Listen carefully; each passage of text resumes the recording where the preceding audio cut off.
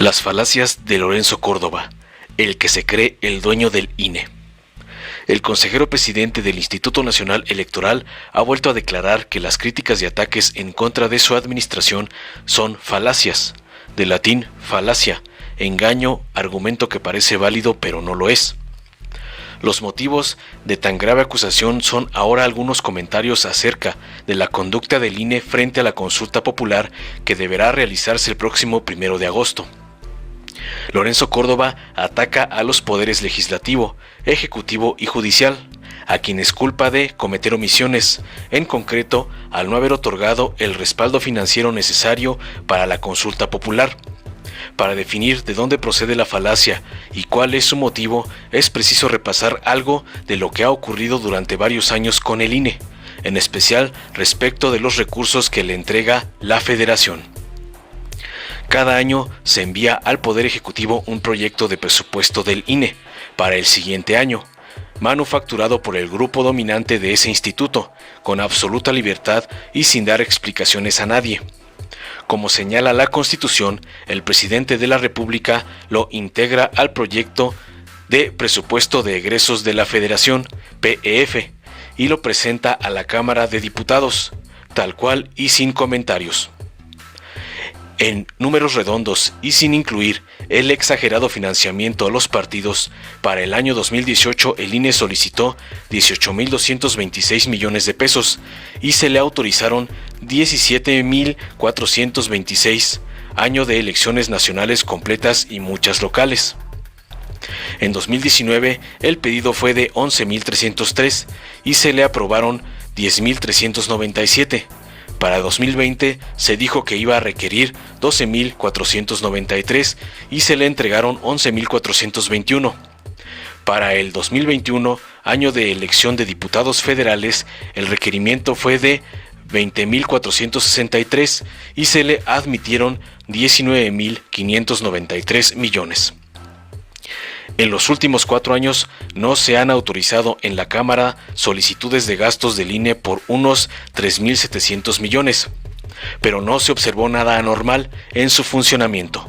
Las negativas presupuestales señaladas y otras anteriores han provenido de legislaturas diferentes, con mayorías diversas, por lo que no corresponden todas al mismo partido. El grupo dominante del INE envió un pedido, mediante un simple oficio, a la Cámara de Diputados para un nuevo presupuesto por 1.500 millones, tendientes a cubrir los gastos de la consulta de agosto de 2021. Al respecto, hay que decir que el INE no tiene facultad para solicitar dinero directamente a la Cámara, sino que debe enviar sus pretensiones presupuestarias al Ejecutivo, y trasladarlas para su posible autorización, aunque también haciendo ajuste al PEF, presupuesto de egresos, pues toda disminución o aumento de egresos autorizados por el legislativo debe contener su correspondiente repercusión en el presupuesto ya aprobado. El grupo dominante del INE nunca propuso a quienes habría que reducirle esos 1.500 millones. No obstante, recurrió a la Suprema Corte de Justicia para que obligara a los otros 2 poderes a obsequiar su solicitud. Los ministros y las ministras emitieron una resolución negativa, lisa y llana, como a veces dicen en materia de amparo. Hay que agregar que en 2019, 2020 y 2021, el grupo que maneja el INE se negó a reconocer la vigencia del presupuesto de egresos en cuanto a sus propios sueldos.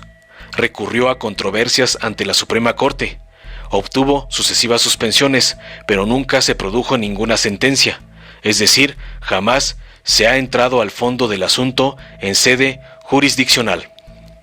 Cada año caduca el presupuesto, suspendido con esa vergonzosa maniobra, y quienes perciben más de lo autorizado por el Poder Legislativo siguen imponiéndole a la nación su propio sueldo, como si fueran monarcas absolutos. Ya se sabe de sobra que la Constitución, en su artículo 127, señala que nadie puede recibir una remuneración mayor que la fijada para el presidente de la República en el presupuesto de egresos de la Federación. Pero en el INE existen 300 funcionarios que ganan más por su propia y soberana voluntad. Lorenzo Córdoba ha informado que tuvo que hacer ahorros por 500 millones de pesos para cubrir gastos relacionados con la consulta, gracias a las políticas de eficiencia en el gasto del instituto. Si el gobierno les hubiera entregado los 1.500 millones que estaban pidiendo, ¿en qué hubieran gastado esos 500 millones ahorrados gracias a la eficiencia? ¿Que ya no se habrían tenido que ahorrar? El INE iba a gastar 1.500 millones, según dijo, pero también iba a reducir el número de casillas. Luego el asunto se salda con 500 millones ahorrados, lo que hace pensar que, como cualquier proveedor privado de servicios, descuenta 2/3 en la factura, pero brinda solo la tercera parte del trabajo que se requería. Sin embargo, como desde el principio se afirmó en el INE que no era necesario instalar tantas casillas como en la elección federal, sino solo una parte de ellas, 1/3, digamos, ¿dónde iban a ir los restantes 1.000 millones, más los 500 ahorrados? Otra discusión consiste en si serán suficientes las casillas que se van a instalar. Lo veremos pronto. En el Instituto Nacional Electoral, ningún dinero alcanzaría para todo lo que se quiere gastar con o sin necesidad. El Estado mexicano creó un enorme aparato oneroso y poco eficaz, mediante acuerdos entre los partidos políticos, como pretendido instrumento que garantizara la equidad, legalidad y transparencia en los procesos electorales. Las veces que la Cámara de Diputados no le ha autorizado la totalidad del dinero solicitado, el INE siempre ha tenido suficiencia y, además, se ha demostrado que, aún con menos presupuesto, hubiera logrado hacer esencialmente lo mismo. En el INE, el derroche siempre ha sido una de sus costumbres, una manera de repartir dinero. El grupo de regidores del INE siempre ha dicho que la Cámara de Diputados le recorta el presupuesto. Sin embargo, no se le puede quitar a una entidad pública lo que nunca se le ha acreditado y ministrado.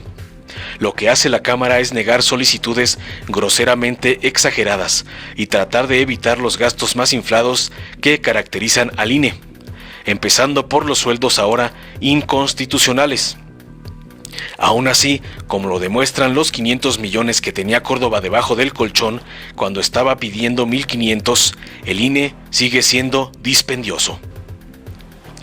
Esta situación contrasta con la ineficiencia de una institución que jamás entrega resultados electorales completos y validados antes del cuarto día después de la jornada electoral. Medalla mundial al demérito. En 2015, el jueves posterior a la elección, 10:43 horas, cuando todavía existían conteos distritales en curso, el sistema de cómputos arrojó el 100.66% de casillas computadas, luego de lo cual hubo una lluvia de preguntas y protestas, pero sin que el consejero presidente del INE, Lorenzo Córdoba, compareciera ante los medios para informar sobre lo que estaba ocurriendo con el mecanismo de computación nacional de votos, algo también muy poco visto en el mundo. Ese mismo año, cuando se tenía que inaugurar el nuevo sistema de control de gastos de los partidos, fue imposible hacerlo funcionar de acuerdo con la ley porque el contratista había resultado ser un defraudador y no diseñó el programa, sino que durante meses nomás estuvo cuenteándose a los cabecillas del grupo dominante del instituto. Es breve la historia del INE como órgano independiente, 1996, pero sería muy laborioso escribirla, o decirla, aunque fuera en versión preliminar. Son incontables las pifias, errores, fraudes, imposiciones, maniobras, chuecuras y abundantes falacias. En 2006, el IFE hizo un cómputo nacional de la elección presidencial que está reservado al tribunal. En realidad, el IFE-INE carece de épica. Han sido tan solo 25 años, pero cargados de acontecimientos dignos de ser relatados. En muy pocos países, el órgano electoral tiene un aparato relativamente tan grande, al margen del sistema de registro de electores, que es, en esencia, otra cosa. El INE cuenta con 333 órganos ejecutivos permanentes que funcionan a toda su capacidad, solo cada 3 años.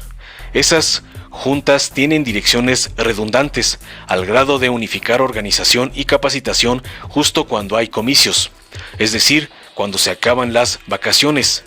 Ni el ejército está tan extendido. Bueno, ya ni la Guardia Nacional, que apenas llegará este año a unos 250 cuarteles, y es así que tiene que cubrir el territorio durante todo el año. No existe el menor intento de inventar deficiencias o exagerar errores del INE. Nunca ha sido así. Lo que debe entenderse es que lo delicado de la tarea de administrar los procesos electorales provoca respuestas críticas inmediatas y enérgicas. Mucho más cuando, como ahora, existe una especie de mafia burocrática que no discute con nadie y aplica las leyes sin criterio de justicia y de respeto a derechos ciudadanos, con el fin de beneficiar a sus amigos y combatir a sus críticos, entre los cuales destaca el gobierno desde el 1 de diciembre de 2018, pero no antes.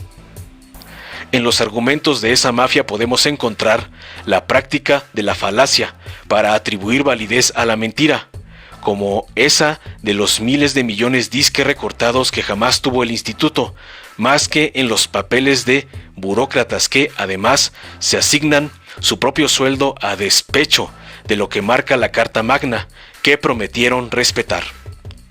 El INE debería ser un órgano del Estado regido por el profesionalismo, la legalidad y la imparcialidad, garante de derechos ciudadanos y humanos.